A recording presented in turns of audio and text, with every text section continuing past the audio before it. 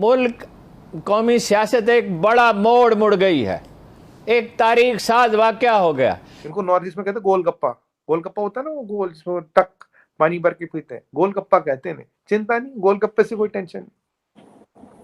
सो ये जो आपकी डिस्कशन है कि आप उसे गोलगप्पा कहते हैं, कोई ऐसी चीज मिल जाए, बात है मैंने आपको उसको हमेशा याद रखें जो बात मैंने आपसे कही थी 17 जुलाई के बाद कि हमारा जो फौज है ना चीमा साहब, वो देश के लिए लड़ता, मिट्टी के लिए लड़ता, तिरंगा के लिए लड़ता। चाइनीज फौज किसके लिए लड़ती? पीएलए के लिए लड़ती है। जनाब अख्तर अब्दुर्रहमान कहा करते थे, उनके दोस्त से मैं नाम नहीं लेना चाहता, वो बड़ा बहादुर आदमी है, लेकिन जब तक सपोर्ट हो, जब सपोर्ट ना हो, गवर्नर थे एक सिंध के, जब सपोर्ट ना हो तो बिल्कुल बैठ जाता है। बात यह है। अब जो आर्मी वैसी दो दो बार धोखे में आती है, वो बैट से लेके आती, किलो वाले वो चाकू छुरिया ये सब लेके आती, फिर भी पिट के जाती है। तो उस आर्मी पे, उस कंट्री पे तो वियतनाम भी आज हंस रहा होगा, कह रहा है तुम्हारी औकात तो इतनी भी नहीं रही कि वहां से कोई चीज मुमकिन है मिले। कोई चीज मिल तो रही नहीं है, कोई चीज मुमकिन है मिल जाए। Motherland and between a soldier who fights for some party, मतलब it is a contract. So PLA का मोराल कभी भी किसी उस ऐसी फौज के जितना नहीं हो सकता। भारतीय फौज के साथ तो मतलब मुकाबला ही नहीं कि who does not fight for motherland. दे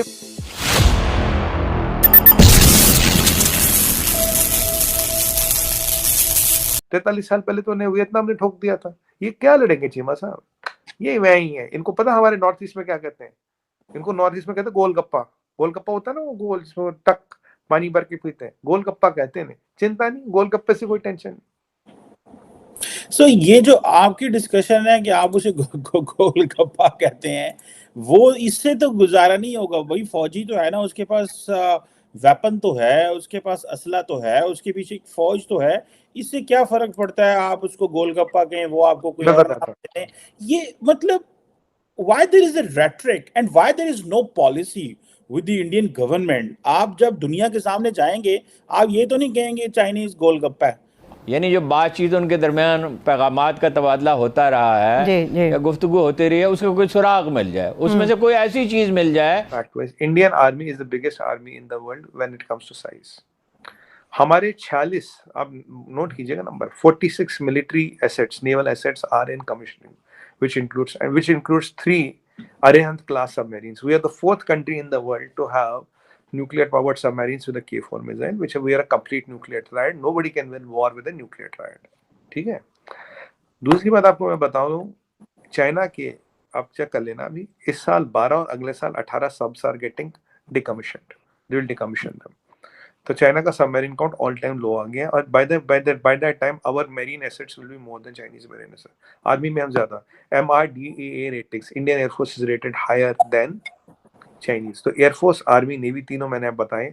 और हमारा जो फौज है ना चीमा साहब, वो देश के लिए लड़ता, मिट्टी के लिए लड़ता, तिरंगा के लिए लड़ता। चाइनीज फौज किसके लिए लड़ती? पीएलए के लिए लड़ती है। There are militia of PLA. There is a difference between a soldier who fights for the soil and his motherland and between a soldier who fights for some party, मतलब it is a contract. So PLA का morale कभी भी किसी उस ऐसी फौज के जितना नहीं हो सकता। भारतीय फौज के साथ तो मतलब मुकाबला ही नहीं कि who does not fight for motherland. They fight for a communist party. They are a militia. They are not an army.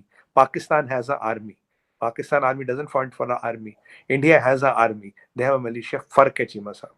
और आपको एक और बात बताऊं, ये जो जी जिनपिंग कह रहा था ना मैं क्रैक डाउन करूंगा, 190 बिलियन का इसका इंटरनल सिक्योरिटी का बजट है, यूज क्यों नहीं किया? मैं आपको बताऊं क्यों नहीं किया।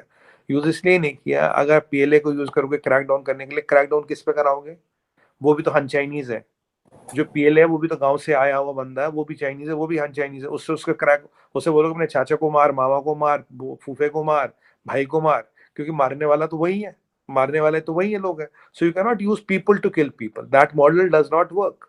इसीलिए चाइना के पास चीमा साहब विकल्प नहीं, और हमारी आर्मी पूरी सशक्त है उनको हैंडल करने के लिए। इसीलिए 2 साल से वहां ऊपर वो तीतर, बटेर, कौवे, चील, कबूतर, गिलहरिया खा खा के अपना काम चला रहे, पर यहाँ 1 इंच कदम रखने की औकात नहीं है। और ये हमने क्लियर कर दिया कि किसी ने 1 इंच जमीन की नहीं ली है, न कदम रख पाया है। यही आगे चलता रहेगा चीमा साहब। करीब 20 से 30 चाइनीज तो जख्मी है। कोई कह रहा 300 लोग आए थे, कोई 600 लोग आए थे। देखिए अब जब पोल पट्टी और कलई खुल रही है, 600 लोग आके तुम एक पोस्ट को नहीं ले पाए, तुम्हारे 30 लोग जख्मी और अपनी जान और इज्जत बचा के दोनों भागे हो। नहीं तो गलवान जैसी हालत होती तो उनके लीडर जी ना दुनिया में मुंह दिखाने लायक नहीं कहीं रहता। चाइनीज एयरक्राफ्ट गत्ते के एयरक्राफ्ट कैरियर उड़ाते हैं, ताइवान को धमकी दे तो ताइवान इनको वापस धमकी देता है। अब ये जो चीजें इनके साथ हो रही है, अब इनको अब फेस सेविंग के लिए कुछ ना कुछ इन्होंने स्टोरी काट दी, इंडिया ने ये कर दिया, इंडिया ने वो कर दिया, इंडिया ने ये कर दिया। स्टोरी ये है, they have been beaten black and blue and they have gone with broken bones. ये बताना चाहिए था, इन्हें बताना चाहिए था हमारे लोग कितने जख्मी, इन्हें ये बताना चाहिए था गलवान में कितने लोग मरे, इन्हें ये बताना चाहिए था वहां हम मछली पकड़ने तो गए नहीं थे, बर्फ पे मछलियां मिलती नहीं बाय द वे। और उन्हें ये बताना चाहिए था कि हमारे 300 लोग वहां क्या करने गए थे। और अगर मान लीजिए तो मतलब इंडिया आके इन्हें पीट के निकल गया, सबसे ज्यादा सिपाही तो इनके जख्मी है, तो इंडिया इनको इनके इलाके में आगे इनको पीट के निकल गया। मतलब इनका देखिए, कहते विनाश काले विपरीत बुद्धि, जब टाइम विनाश का होता है दिमाग उल्टा हो जाता है। इनके साथ हो क्या रहा है, इनका इनकी इनकी किस्मत का सितारा बदल चुका चीमा साहब। इनके लिए कोई चीज आजकल सही नहीं जा रही है। आपको 2 चीजें बता दूं अच्छी अच्छी, कल परसों से हुई है। फॉक्सकॉन है ना, फॉक्सकॉन जहाँ ये कारखाने में लफड़ा हुआ था, उन्होंने इंडिया में 4 गुना, चीमा साहब 4 गुना मैन पावर हायर करने का अनाउंस कर दिया।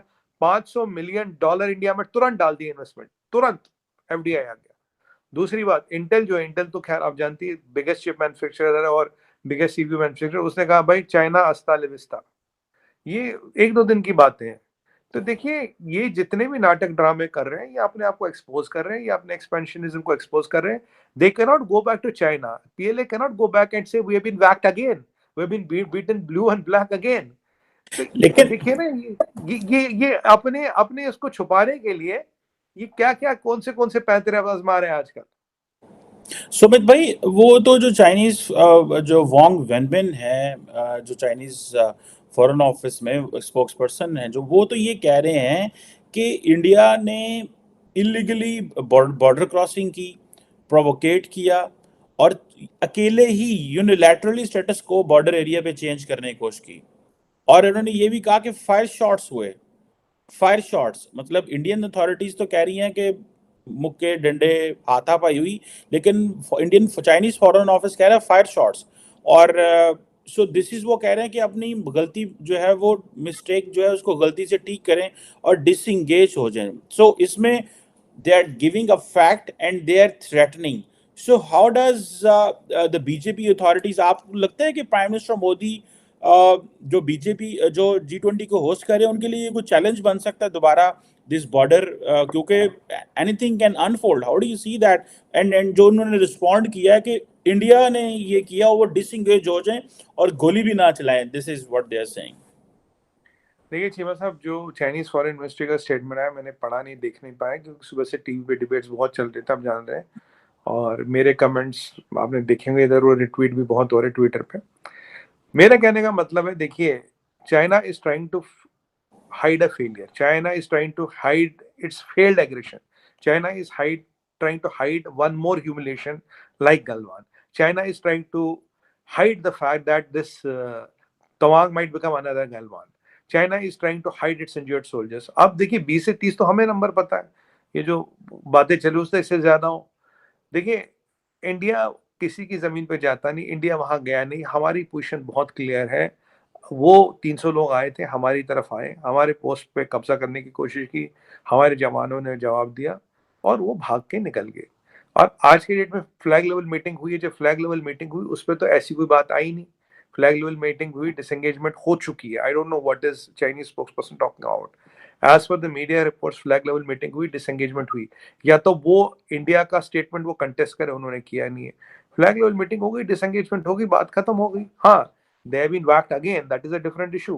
But अब कहते हैं ना, चीमा साहब कहते हैं ना, एक झूठ को छुपाने के लिए आदमी को 100 झूठ बोलने पड़ते हैं।